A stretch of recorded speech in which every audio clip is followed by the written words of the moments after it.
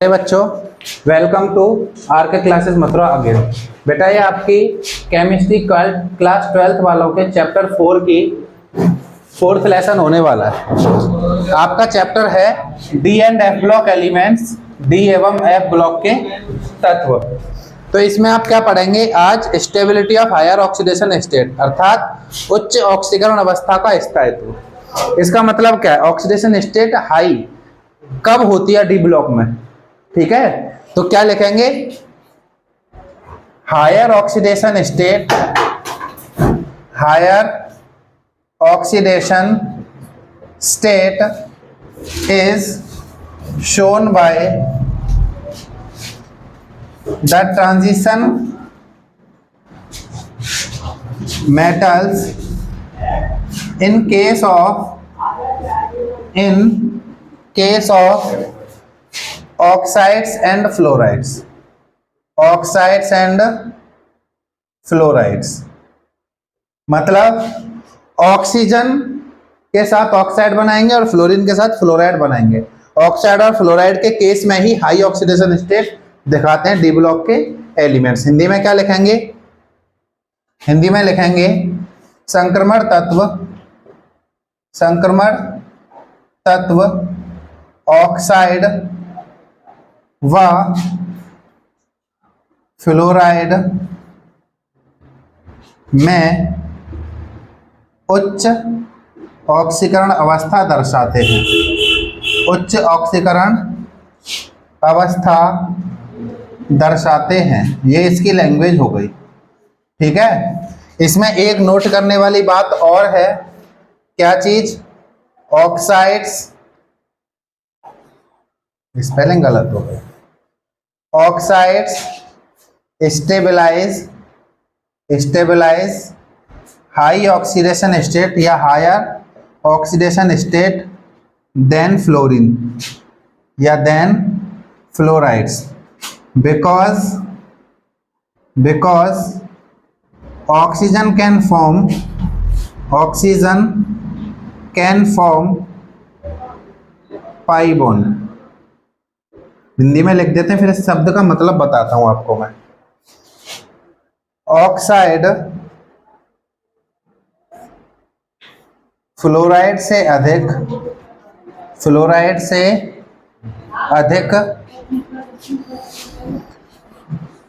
उच्च ऑक्सीकरण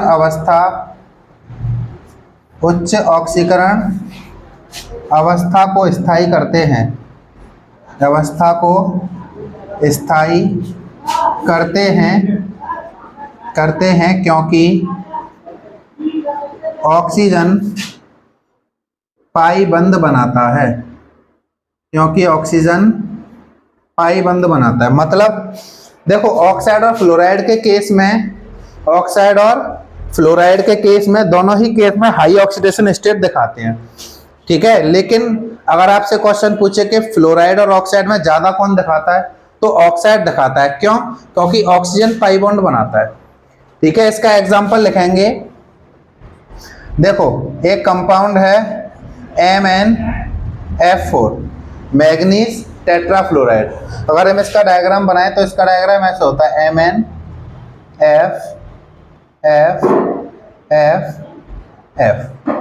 ठीक है? तो यहां जो मैग्नीशियम है उसकी ऑक्सीडेशन स्टेट कितनी है? 4 है। कितनी है? +4। क्यों?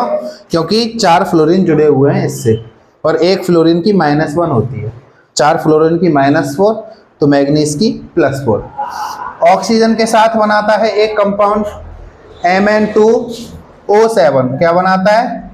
Mn2O7, ठीक है? डाई मैग्नीज और हेप्टा ऑक्साइड, या Mn2O7 ऐसे याद रखना। तो इसका डायग्राम कैसे होता है? इसका डायग्राम होता है Mn single bond oxygen, single bond Mn, double bond oxygen, double bond oxygen, double bond oxygen, ऐसे इधर भी ये है। तो यहां अगर आप मैग्नीज की ऑक्सीडेशन स्टेट निकालेंगे तो देखो, 2 मैग्नीज हैं, 2 मैग्नीज के लिए 2x लिख दें, इक्वल टू इसकी x ऑक्सीडेशन स्टेट। एक ऑक्सीजन की -2, 7 ऑक्सीजन की -14, उधर जाके +14, और 2 से काटोगे आप तो कितनी आ जाएगी, +7। यानी कि मैग्नीज की ऑक्सीडेशन स्टेट यहाँ +7 है। तो बताना हाई ऑक्सीडेशन स्टेट मैग्नीज किसके साथ दिखा रहा है, ऑक्साइड के साथ, +7, और यहाँ कितनी दिखा रहा है, +4। तो +4 भी वैसे ज्यादा ऑक्सीडेशन स्टेट है, हायर में आता है, लेकिन उससे भी ज्यादा क्या है, ऑक्साइड के केस में दिखा रखा है। तो हाई ऑक्सीडेशन स्टेट कब दिखाएंगे, फ्लोराइड या ऑक्साइड के केस में, और फ्लोराइड और ऑक्साइड में से सबसे ज्यादा किस में दिखाएगा, ऑक्साइड में। क्यों, क्योंकि ऑक्सीजन ने डबल बॉन्ड बनाया है, ऑक्सीजन डबल बॉन्ड बना सकता है। आपको पता है डबल बॉन्ड किससे बनता है, पाई बॉन्ड से, ठीक है, सिग्मा बॉन्ड पाई बॉन्ड पढ़े थे ना, वहीं से। इसको आप लोग नोट कर लीजिए, आगे बढ़ते हैं फिर। देखिए बेटा अब आप इसकी कैटालाइटिक प्रॉपर्टीज समझेंगे, उत्प्रेरण गुण, ठीक है। आपसे क्वेश्चन पूछा जाएगा, why transition elements act as catalyst, यानी कि जो संक्रमण तत्व है वो उत्प्रेरक का कार्य क्यों करते हैं। उत्प्रेरक कैटलिस्ट क्या होते हैं, जो कि अभिक्रिया की दर को घटा देते हैं या बढ़ा देते हैं, यानी कि जो अभिक्रिया के रेट को, रिएक्शन के रेट को इंक्रीज कर देते हैं। पिछले चैप्टर में आपने पढ़ा था कैटलिस्ट क्या होते हैं। एक्टिवेशन एनर्जी, यानी कि सक्रियण ऊर्जा की वैल्यू को कम कर देंगे, जिसकी वजह से ज़्यादा रिएक्टेंट, ज़्यादा अभिकारक अभिक्रिया में भाग लेंगे और रिएक्शन तेज हो जाएगी।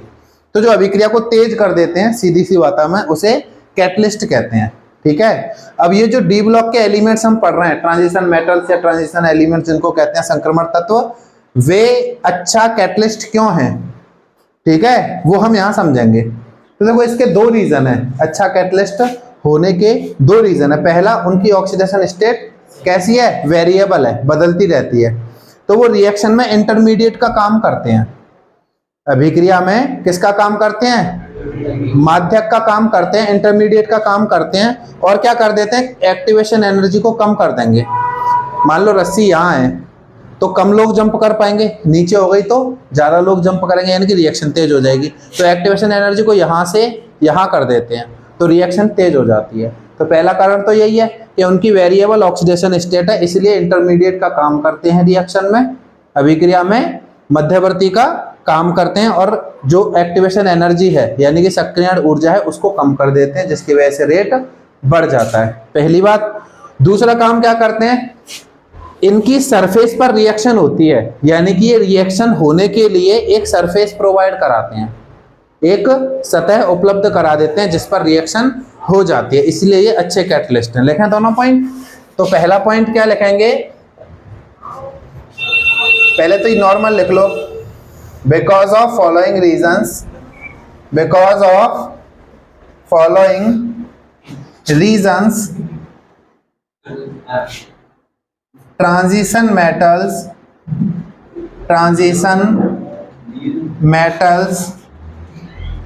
act as catalyst, निम्न कारणों से ये तत्व उत्प्रेरण का काम करते हैं या उत्प्रेरक का कार्य करते हैं। अब वो रीजन है क्या,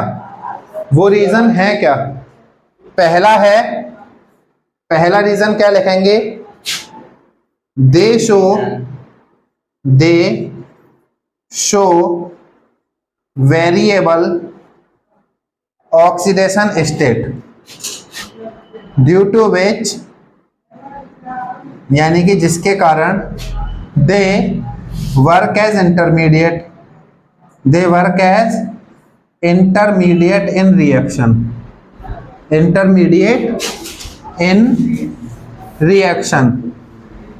and lowers the value of activation energy, यानी कि एक्टिवेशन एनर्जी को कम कर देते हैं। एज ए रिजल्ट यानी कि जिसके परिणाम स्वरूप क्या हो जाता है, रेट ऑफ रिएक्शन इंक्रीज। ये है इसका पहला पॉइंट। हिंदी में लिख दूं, हिंदी में क्या लिखेंगे, they show variable oxidation state, यानी कि ये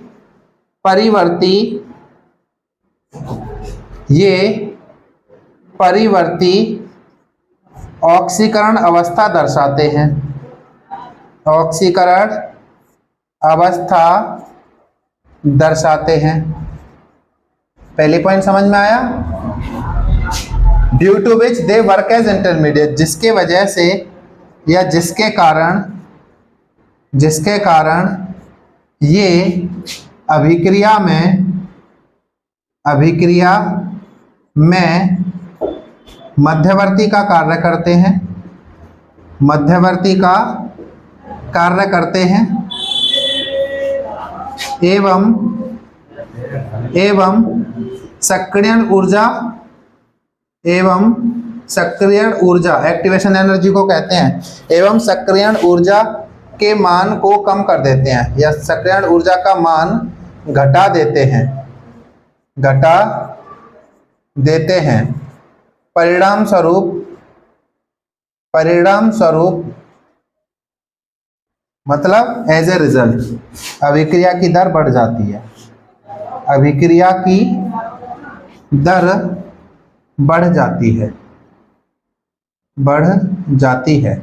एक तो ये है गया पहला पॉइंट इसका, है ना। अब दूसरा पॉइंट क्या है, ये सरफेस दे देते हैं, रिएक्शन में सरफेस प्रोवाइड करा देंगे। क्या करेंगे, they provide suitable surface at which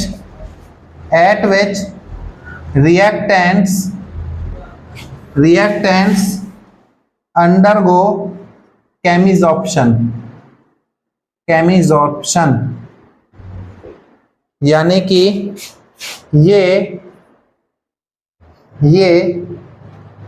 अभिकर्मकों के लिए, ये अभिकर्मकों को उचित सतह उपलब्ध कराते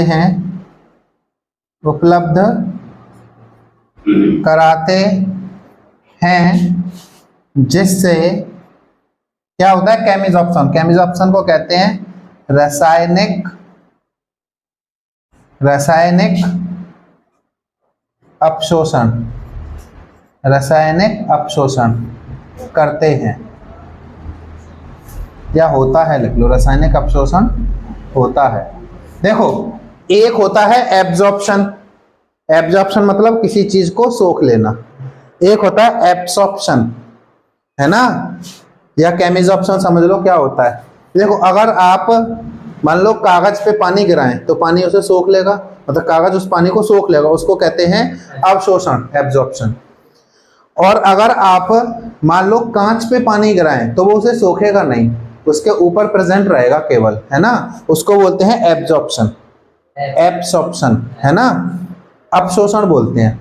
तो जब अभिक्रिया होती है तो होने के लिए अपशोषण यानी कि रासायनिक अपशोषण होने के लिए क्या चाहिए, सतह चाहिए, सरफेस चाहिए।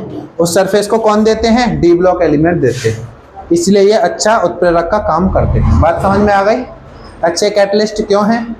चलिए, तो कभी क्वेश्चन, अगर ये क्वेश्चन आएगा तो आपको ये आंसर लिखना है वहाँ एग्जाम में, लिख लीजिए इसे, फिर आगे बढ़ते हैं। देखिए बेटा, बातें ना करो, इधर देखो।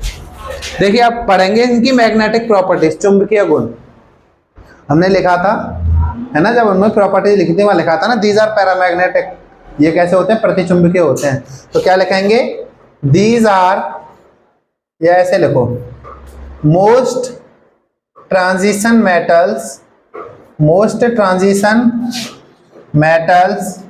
And their ions are paramagnetic in nature, because of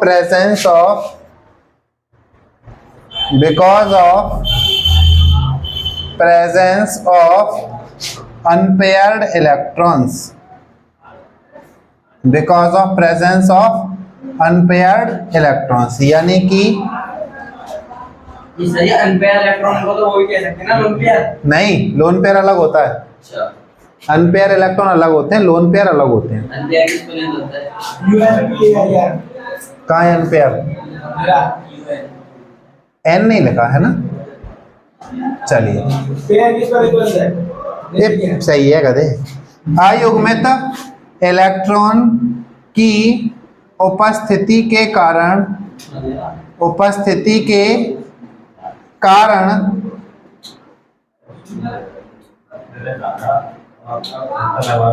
अधिकतर संक्रमण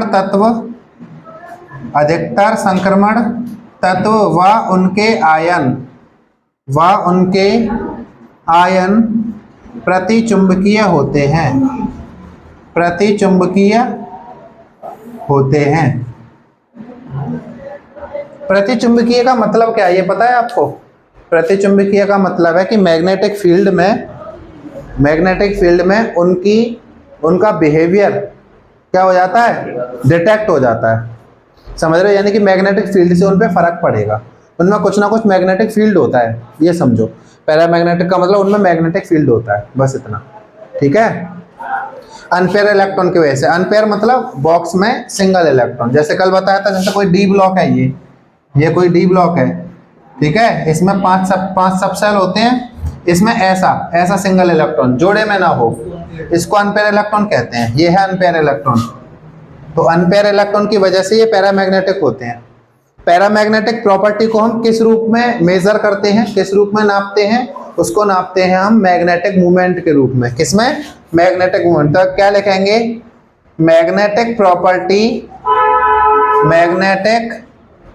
property is measured in term of magnetic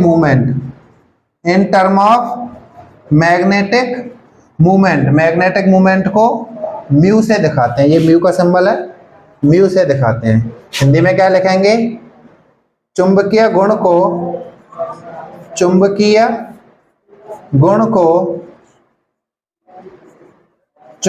आघूर्ण द्वारा दर्शाते हैं।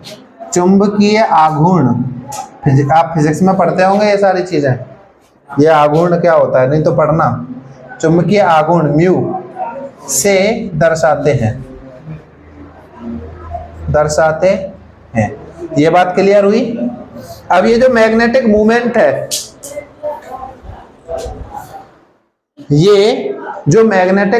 है, वो इलेक्ट्रॉन के दो तरह के मोशन से आता है, ठीक है। इलेक्ट्रॉन्स के दो तरह के मोशंस की वजह से मैग्नेटिक मूवमेंट क्रिएट होता है। वो दो तरह के मोशन इलेक्ट्रॉन करता कैसे है? एक, जैसे मान लो ये इलेक्ट्रॉन है, एक तो इलेक्ट्रॉन अपने एक्सिस पर घूमता है ऐसे, जैसे अर्थ घूमती है अपनी एक्सिस पे, ऐसे इलेक्ट्रॉन अपनी एक्सिस पे घूमता है, एक तो वो मोशन है।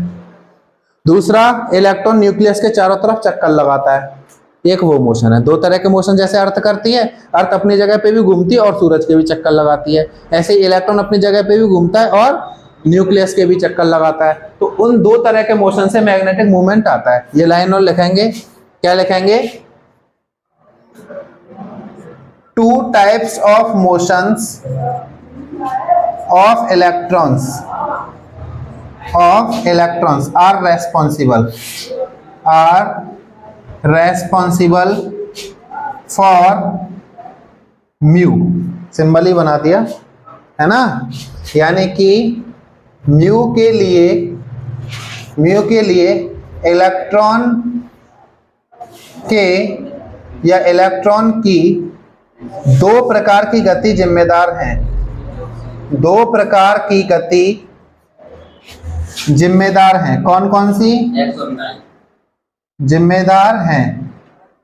अब वो कौन कौन से मोशन है? दो तरह के। नंबर एक, मोशन एट एक्सिस, यानी कि अक्ष पर गति। इलेक्ट्रॉन ऐसे ऐसे अपने एक्सिस पे घूमेगा। और दूसरा कौन सा मोशन है? Motion around